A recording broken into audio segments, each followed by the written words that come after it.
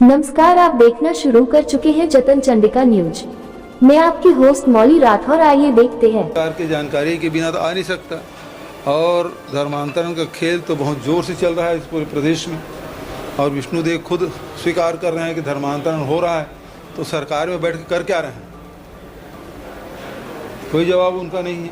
तो ये स्थिति है। और विदेशी फंड आ रहे हैं, तो विदेशी फंड के बारे में तो डोनाल्ड ट्रंप ने भी कही है कि 21 लाख बिलियन डॉलर अपने मित्र मोदी जी को दिए हैं, लेकिन भारतीय जनता पार्टी चुप है। मोदी जी को जवाब देना चाहिए। इतना बड़ा आरोप यदि किसी देश के राष्ट्रपति दूसरे देश के प्रधानमंत्री पे लगाते हैं, तो ये तो देश के ऊपर देश की जनता जानना चाहती है कि डोनाल्ड ट्रंप इतना बड़ा आरोप कैसे लगा दिया और उसका जवाब क्यों नहीं दे रहे प्रधानमंत्री जी।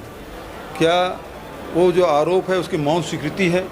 ये बात पूरे देश में, ये आम बुद्धिजीवी के मन में ये शंका बैठ गई है कि आखिर जवाब क्यों नहीं दे रहे हैं, और जवाब नहीं देने का कारण क्या है, उस मौन क्यों है प्रधानमंत्री जी जो बात बात में जवाब देते हैं। तो इस इतना बड़ा आरोप लग गया और डायरेक्ट प्रधानमंत्री पे लगा। आज तक कि किसी ने आरोप नहीं लगाया था, लेकिन पहली बार प्रधानमंत्री पे सीधा आरोप लगा है कि 21 लाख बिलियन डॉलर उसको दिया गया है, और उसके बाद भारत सरकार चुप है। उसके पहले तो खूब उछल कूद रहे थे, लेकिन अब जब डायरेक्ट है ना, और राजनीति भी उसी से करता हूँ। राम विचार नेताम जी बताया तो 1 लाख का पर्ची नक्सलियों से मिला था। उसको जब वो गृह मंत्री थे दिए थे कि नहीं दिए थे?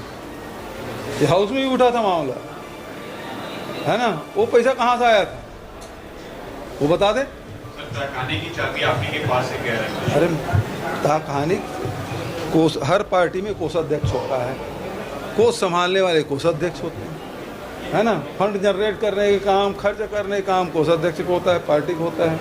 और ताकखाने की चाबी यदि देखिए, मुख्य रूप से बात यह है कि जो बात हम लोग कह रहे थे डिस्टिलर पे कार्रवाई क्यों नहीं हो रही है, मैं मीडिया के सामने भी बोलता था और हाउस में भी बोला। और जब न्यायालय ने जब आदेश दिया है, तो सेंट्रल एजेंसी हो चाहे स्टेट एजेंसी हो या सरकारें हैं, उसके गाल में करारा तमाचा पड़ा है। अब वो बिलबिलाए हुए हैं, तो लोगों को ध्यान भटकाने के लिए, माइंड डाइवर्ट करने के लिए इस प्रकार से कार्रवाई की गई। जितने कांग्रेस भवन बने हैं उसमें जो पीसीसी से जो सहयोग दिया गया है वो पूरा ऑडिट होता है, वो सेंट्रल एजेंसी के द्वारा ही ऑडिट होता है, तो उसकी जानकारी में है। और नई जानकारी है तो बड़ा हास्यास्पद है, क्योंकि किसी भी संगठन के हों उसके लेखा जोखा हर साल उसको सबमिट किया जाता है, तो उसकी जानकारी में है कितना पैसा लगा, कहाँ गया।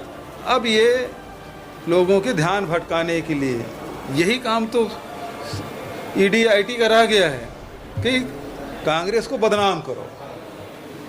और अब हिम्मत है तो मैं तो ही पूछ रहा हूँ कि दिल्ली में जो बना है झंडे वाला में, उसका हिसाब पूछ ले थोड़ा सा। उस दिन भी बोला था यहाँ एक आध पर्सन ने थोड़ा सा किराया ले रहे हैं 1 रुपये फीट में ज़मीन लेके, उसका थोड़ा हिसाब पूछ ले। उसको तो नहीं पूछ पाएंगे। या वहाँ जो बना है कुशाभाऊ ठाकरे परिसर 5 स्टार, है ना, उसका थोड़ा हिसाब पूछ ले। कांग्रेस की पूछेंगे क्या? यदि आप देखिए, कांग्रेस की बहुत अच्छी संभावना है वहाँ।